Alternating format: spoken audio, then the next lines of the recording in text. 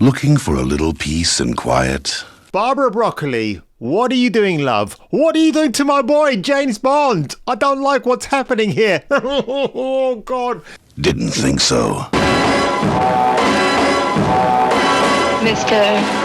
Bond. James Bond. Who is this superhero? Sarge? No. The media in this country are totally in the hands of what any fair-minded observer would call extreme right-wing fascists. So, when we take power, this is what we intend to do. Rosemary, the telephone operator? No. You've been sitting there gasping, "This is the greatest show I've seen in my life." Henry, the mild-mannered janitor? Could be. Jason King on Kung Fu Hot Dog. Your face, your ass, what's the difference?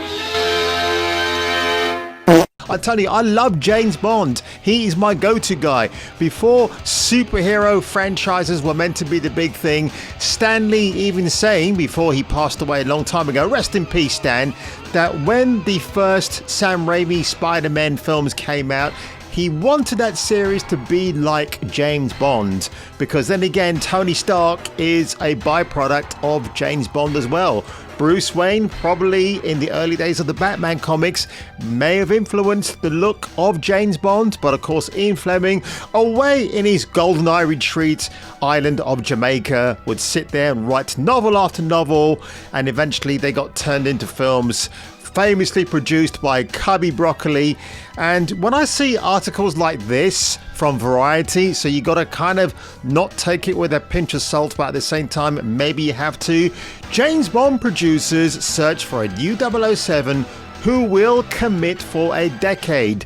Bond is evolving as men are evolving. This is an article by Manori Ravindran. Variety caught up with Britain's most famous producers in late August, while they're busy preparing the 60th anniversary of James Bond next month, which happens to be my... something else happens in October. But the search for a new actor to play the world's most famous spy is quietly rumbling on in the background. It's still early days, they claim, but whomever lands the role has to be in it for the long haul. Meanwhile, that person seemed to be Idris Elba, but the Luther star recently said he didn't see Bond when he looks in the mirror, remarking that some have interpreted Elba's valediction to 007. The thing with Idris Elba, I've been a long time fan of that dude since the Channel 5 days of Family Affairs. But really, when I see Elba in an action role like in Luther, but he's a detective, or in Bastille Day, which I thought he was very good, I never sit down and think, he will be great as Bond.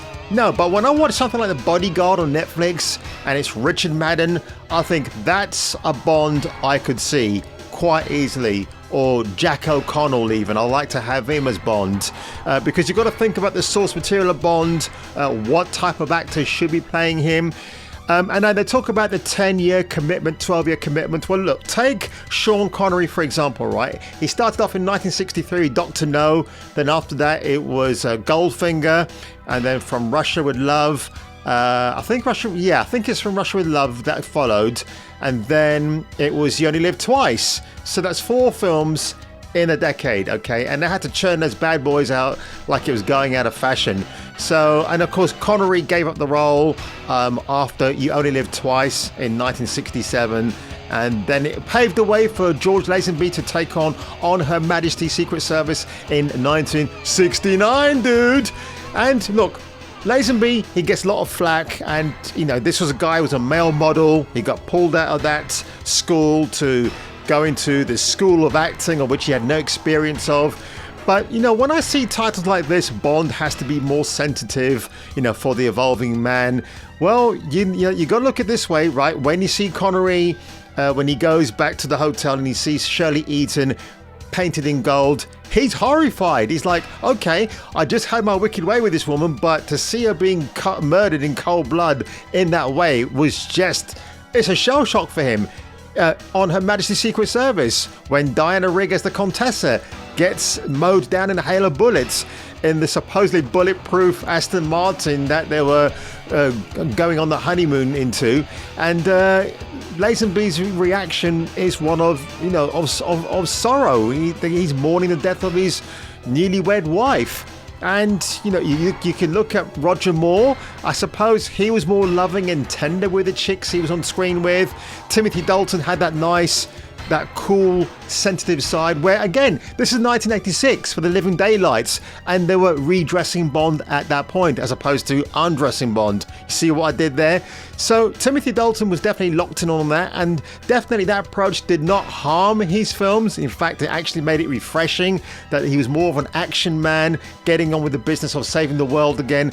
Pierce Brosnan came along, he brought that love aspect into it, and again, Brosnan, when he was acting against Sophie Marceau in The World Is Not Enough, when she dies as Electra King, he feels pity and sorrow for her. The same with Terry Hatcher. I could go on, but you know what I'm saying about this. If it ain't Babs, if it ain't broke, don't fix it, love. Michael, are you listening to what I'm saying, mate? So this whole thing about, we need a Bond to commit for 10 years or more. And look, the way the Bond films are going at the moment, or they were in Daniel Craig's reign as Bond, they were quite a few years apart from being made. So if they've got a new plan going forward, you've got to make Bond basic. Don't introduce too many gadgets into the same... I'm trying to think of the word, into the same toy box. That's what I'm going to say, for him to play with. I don't think it's going to work that way. Get Bond to basics. Reset it back to the 1960s, get Edgar Wright to direct the first film to kickstart it. Maybe he might be the new Martin Campbell to revitalize that franchise. But Bond, they may something on they won't say anything next month about who's going to play him.